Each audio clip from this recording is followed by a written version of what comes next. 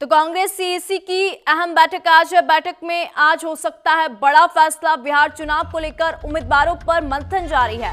कांग्रेस ने सभी 243 सीटों पर उम्मीदवारों की लिस्ट मांगी है। तो बिहार विधानसभा चुनाव से पहले महागठबंधन के भीतर सीट शेयरिंग को लेकर मतभेद खुलकर सामने आने लगे हैं। कांग्रेस ने अब आरजेडी पर दबाव बढ़ाते हुए अपने नेताओं से राज्य की सभी 243 सीटों पर संभावित उम्मीदवारों की सूची तैयार करने को कहा है। इस निर्देश से साफ है कि पार्टी इस बार किसी भी तरह के समझौते के मूड में बिल्कुल भी नजर नहीं आ रही है। तो महागठबंधन में सीट शेयरिंग को लेकर पेच फंसा हुआ है। सीसी की बड़ी बैठक हो रही है और इस बैठक में बड़ा फैसला हो सकता है।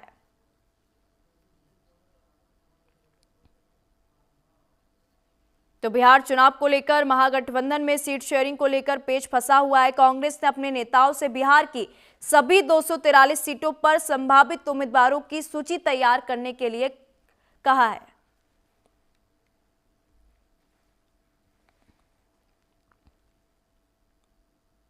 तो राज्य में विधानसभा चुनाव के लिए प्रत्याशियों के नाम तैयार करने के लिए कांग्रेस को केंद्रीय चुनाव समिति की बैठक बुलाई गई है और बैठक के दौरान प्रत्याशियों के नाम पर अंतिम मुहर लग जाएगी।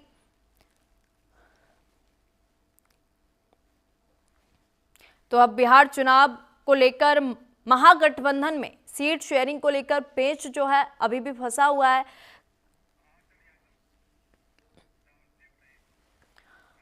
और अधिक जानकारी ले लेंगे, हमारी सहयोगी आंचल हमारे साथ जुड़ चुकी है। आंचल, अगर हम बात कर ले महागठबंधन की, तो महागठबंधन में अभी भी सीट शेयरिंग को लेकर पेच फंसा हुआ है। कल ये कहा जा रहा था कि आज महागठबंधन की सीट शेयरिंग को लेकर बड़ा ऐलान हो सकता है। क्या कुछ जानकारी है, बताइए।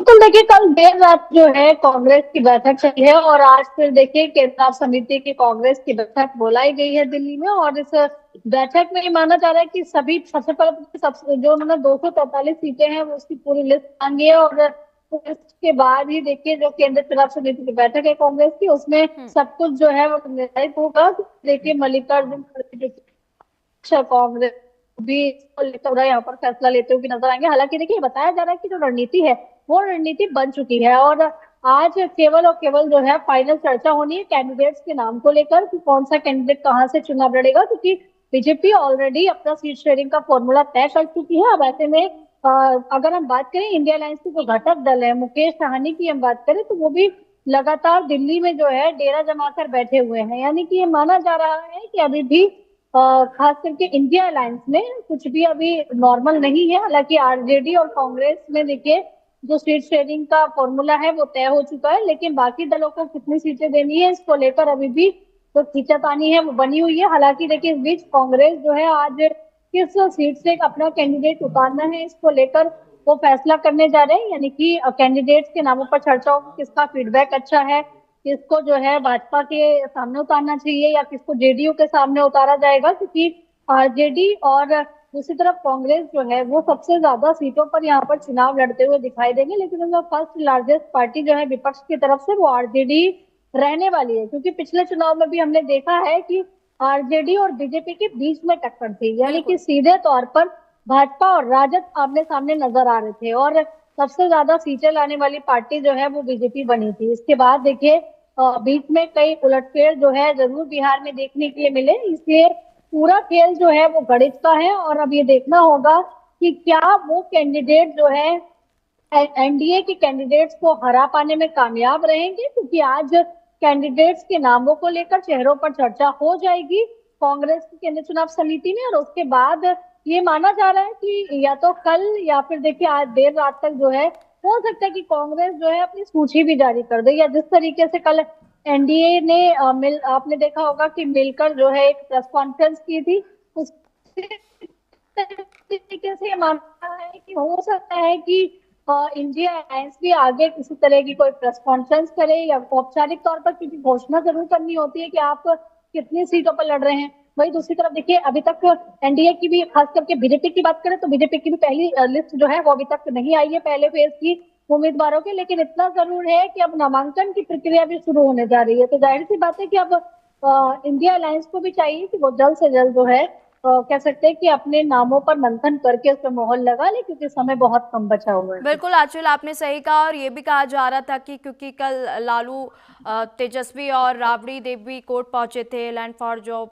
मामले में और आईआरसीटीसी मामले में, और ये कहा जा रहा था कि कोर्ट के बाद वो राहुल गांधी से मुलाकात करेंगे तेजस्वी यादव, लेकिन तेजस्वी यादव राहुल गांधी से मुलाकात नहीं करते हैं। वहीं लालू ने कल कुछ प्रत्याशियों को सिंबल बांटे थे और रात को ही वापस ले लिए थे, ऐसी खबरें भी सामने आ रही हैं। देखिए, अभी इंडिया अलायंस में बहुत कुछ ठीक नहीं है, लगातार खींचातानी चल रही है।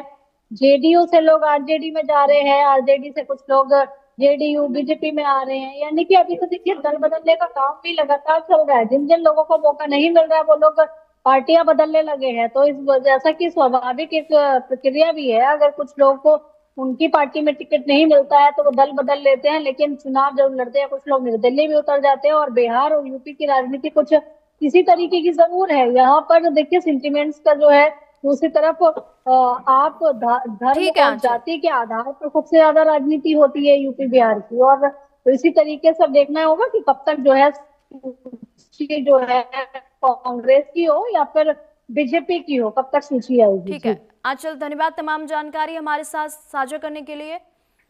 तो अब बात बिहार में सीट बंटवारे पर मचे बवाल